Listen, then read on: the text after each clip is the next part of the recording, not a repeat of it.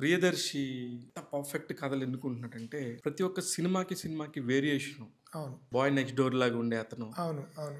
Perfect గా choice తీసుకుంటున్నాడు. మీరు అప్రోచ్ అయినప్పుడు ఆయన కథ వినగానే ఆయన రియాక్షన్? నేను 'దర్శిని' నాకు యూనివర్సిటీ ఆఫ్ హైదరాబాద్‌లో చదువుతున్నప్పటి నుంచే నాకు కొంచెం పరిచయం ఉంది. తర్వాత తను 'పెళ్లి చూపుల్లో' తన పెర్ఫార్మన్స్ చూసినప్పుడు, తర్వాత 'మల్లేశం', 'బలగం', 'సేవ్ ద టైగర్స్' ఇవి చూసినప్పుడు నాకు అనిపించేదనమాట ఇతనితో సినిమా చేస్తే బావుంటుంది. అయితే సరైన పాత్ర పడాలి. కేవలం తను సహాయ నటుడే గాదు, ప్రధాన పాత్ర కూడా చాలా బాగా చేయగలడని నాకు అనిపించేది. నేను ఈ కథ చేద్దాము అని అనుకుంటున్న టైంలో కృష్ణప్రసాద్ గారు చేద్దామని అన్న తర్వాత నేను దర్శిని పిలిచి "నువ్వు ఆర్ యూ ఇంట్రెస్టెడ్" అంటే, "సరే తప్పకుండా సార్, నాకు ఐఎమ్ ఎక్సైటెడ్" అని తను వెంటనే హి కేమ్ ఆన్ బోర్డ్.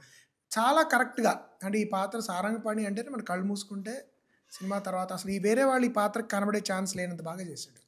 బాగా చేశాడు. 2 తనకొక విభిన్నమైన శైలి ఉంది. రెగ్యులర్‌గా కామెడీ అంటే చాలామంది ఏం చేస్తారంటే నవ్వించడానికి ప్రయత్నిస్తూ ఉంటారు.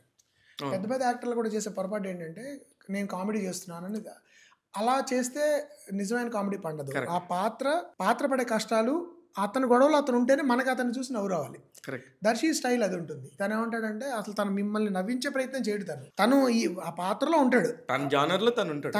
ఉండి తను ఆ పాత్ర యొక్క గొడవ, ఆ పాత్ర యొక్క కన్‌ఫ్యూజను, ఆ పాత్ర యొక్క తడబాట్లు, గందరగోళాలు నేను ఎంత ఎఫెక్టివ్‌గా పలికిస్తే ఆటోమేటిక్‌గా ఆడియన్స్ అంత నవ్వుతారు అనే అప్రోచ్ దర్శిది.